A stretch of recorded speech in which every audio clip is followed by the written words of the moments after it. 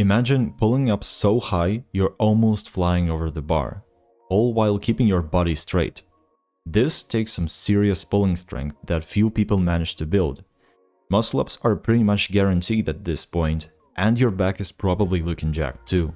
The good news is that there is a clear path to get there, no matter your starting point. I believe you can do it if you want to. The reason why not many people have succeeded is not because they physically can't, but because they just don't want it, or they are on track but just haven't trained long enough yet. So the question is, do you want to have that strength, learn clean muscle-ups, and have a great physique? Or to be more precise, would you want to live the rest of your life without ever achieving that? If you don't care, that's totally fine. This video is not for you. But if you want those things, and every day of not taking action towards them gives you this feeling of guilt, then it's time to start.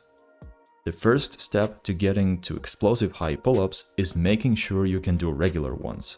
At least 15, not 5, 8, or 10. Of course, 20 plus is even better. I'll explain shortly on how to get to 15 pull-ups, but if you want to ensure your progress from start to finish, stay consistent on the journey, and you want help on every step of the way, check out the top link in the description. I was average, like most are. I didn't have a terrible starting point. I was on the skinny side for sure, but nothing crazy. What flipped the switch was the decision. I want to get somewhere. And that was enough to start. At first, I was just showing up and all I wanted was to get on that pull-up bar. Usually, this initial motivation is enough to get people to some basic pull-up numbers like 10 or 15 by just doing pull-ups to the best of their ability. But here's the more optimal workout. If you cannot do any regular ones, do Australian, negatives, and assisted pull-ups. Remember about progressive overload. If you can do 10 to 15 Australian pull-ups and 5 slow negatives, you should be able to do at least one bodyweight pull-up. The next workout, start with that one pull-up and do a few sets, even if it's just one. Then switch to assisted and negatives. By applying progressive overload and training harder, you will make progress and get double-digit numbers pretty soon. At a certain point, when you are capable of doing more than 5 pull-ups, you can try a ladder workout. Even if you are training for pulling moves only, I would recommend combining it with pushing exercises. Here's what it looks like. 10 pull-ups, 1 dip, 9 pull-ups, 2 dips, 8 pull-ups, 3 dips, and so on till you flip the numbers. This will build a solid base for calisthenics skills as well. The second thing is trying high pull-ups. That's the obvious next step after you've learned the regular ones. With this, there are 2 variations to keep in mind. If your goal is to learn high pull-ups for a muscle-up, then it will look like this. But if you want to learn explosive high pull-ups, then it's a totally different skill. Either way, try doing it with the resistance band if possible. It might help you understand the technique and will speed up the learning process.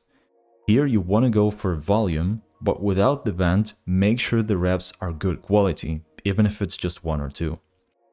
The next one is my favorite, and it's weighted pull-ups. No doubt, progressively overloading and training with heavy weights builds strength like nothing else. A great milestone would be reaching 1 rep max with half of your body weight on the belt. This surely means you have what it takes to learn a muscle-up. Of course, it's not enough by itself. It's a great and necessary addition to your training, but if you want to specifically master explosive high pull-ups, then you have to do them a lot. Finally, we have accessory work. A lot of people avoid it, but this might be the reason your muscle-ups or pull-ups look like this. You have no control over your body and a lot of strength is wasted. So doing things like hollow body hold, planks, reverse planks can make a big difference. With a hollow body, it's important to remember that you don't use hip flexors, but only the core muscles. If you train like this, remember the pattern, keep the tension in your whole body, and then transfer it to your muscle-ups, you will notice a big difference. Another good exercise is straight arm pull-downs. Straight arms mean you reduce the biceps work and focus on your lats more. In case you mostly feel arms during the pull-ups and don't feel your back that much, try this one and it just might help you activate it better. To summarize, start with basic pull-ups, make sure you're good at them. Once you get to 10 plus, start adding weight, high pull-ups as well as band assisted ones, and don't forget about good form and accessory work. Stick to this for a long enough period of time and the results are guaranteed. That is, if you want them, of course. So the question from the start of the video still remains. Do you want to live the rest of your life without ever achieving those things? Do you feel regret when you're not taking action towards your goals? If you've watched this far, the chances are you do. You are motivated for a change. So if you want to get to those goals as fast as possible, get your dream level of strength, feel confident, and have no regrets, check out the top link in the description.